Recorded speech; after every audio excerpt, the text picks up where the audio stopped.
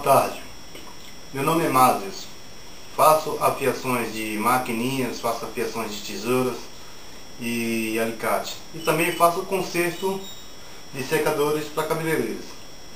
Então é o seguinte, esse secador aqui, ele está com um defeito, ele tem um tipo de um defeito que está fazendo um ruído. Eu vou mostrar para vocês como tirar esse barulho desse secador. Observe.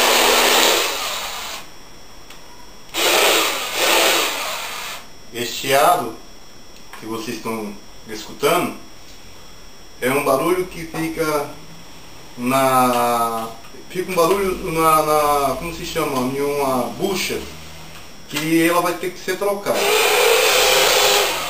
Então vamos abrir o secador, né? O aparelho está ligado na tomada. Vou desligar para evitar que você esteja tomando um choque, né? E vamos fazer o conserto do secador. O secador ele dá 3 tipos de defeito.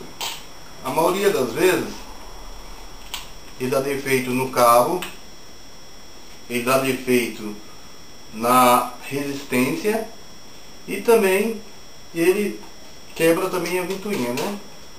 Quando ele quebra a ventoinha, ele também faz um barulho, certo? Quando esse barulho não é da ventoinha, é da bucha, que é essa lateralzinha aqui que vai em cima. Então, para a gente tirar esse ruído, vou estar ensinando para vocês a trocar essa bucha.